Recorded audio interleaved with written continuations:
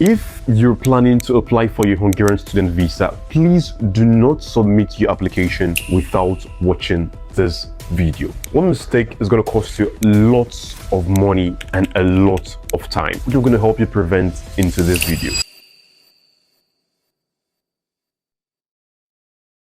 If you're new here, my name is Pascal, I'm Nigerian, and I'm also based here in Europe. We'll be helping a lot of people relocate to Hungary for studies, and I also enjoy making content about life in Italy, life in Hungary. And so if this is something that looks like what you're interested in, please stick around, hit the subscribe button so you'll never miss out on our videos. To begin your visa application, you need to get your documents ready. I'm talking about the following documents. Stay with me. You need number one, a valid international passport. Make sure it has at least 1 year expiry date. So different embassies have different expiry dates they accept. So confirm with the Hungarian embassy in your country to be sure. Of course, you need your admission letter from the university that says that this guy has been admitted to our school to study. There is a very important distinction I need to make. There are some schools that would give you a conditional offer letter, which is after you've been conditionally accepted to study that program. And this is before you've made payment for tuition fees. Now, once you make payment for the tuition fees, you get another letter called the final acceptance letter. For the visa application, I encourage you to go with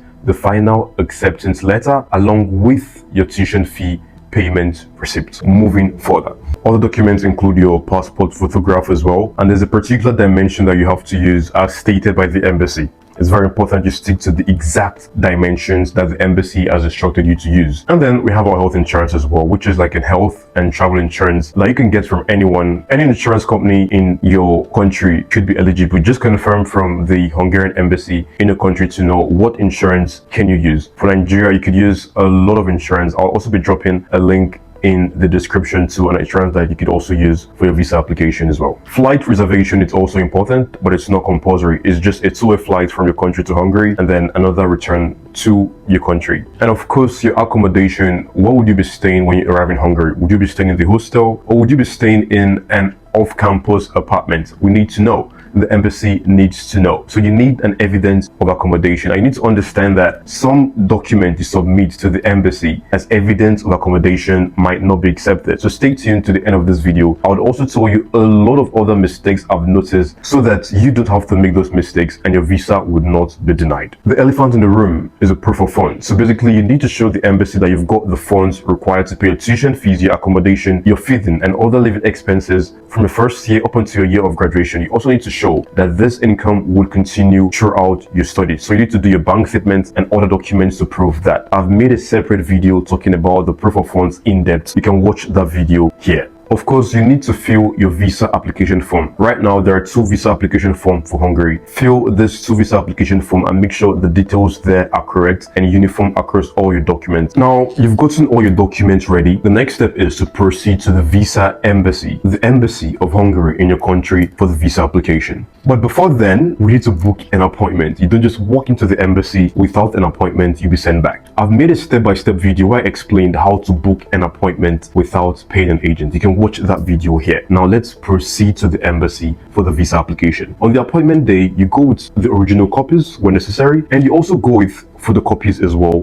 when necessary. And you go with your visa fee in cash, depending on the country you're applying from. You go to the visa officer, you show him all your documents, he goes through all the documents. If everything is okay, you'll be directed to pay the visa fee at the bank. After which you come back and you submit the evidence of payment to the visa officer. Once that is done, you're good to go. But remember that there is an interview. It's not an oral interview, it's a different type of interview entirely. I've got students as well that have already gone there for this September 2026 intake and I already know what's up. I know what they asked them, which I'm willing to share with you. Just let me know if you want me to make that video. And like I promised you, I'll be talking about the mistakes that a lot of people are making nowadays that's making their visas to be denied. Before going to that, I have a very important information. If you plan to apply to Hungary for the next February 2027 intake or September 2027 intake or other intakes as well, we are willing to help a few people with their visa application for free, but you need to make sure that you can pay your tuition fees, okay? And if you want to contact us, make sure you contact us before you submit any application to any university. Let's talk about the mistakes that people are making. Number one is making a huge lump deposit on the day of the visa application or just a few days before printing out the bank statement. It's a very common mistake, and I would recommend you do not make this mistake. Another thing I see people doing is inconsistent information. If you're writing that in your visa application form, the money you have in your account is so amount, and your bank statement is showing something else, that's inconsistent. This is going to raise doubts in the mind of the visa officer, which is another reason why you should consider contacting a professional to help you with your application. You can book a free consultation with the link in my bio with my team,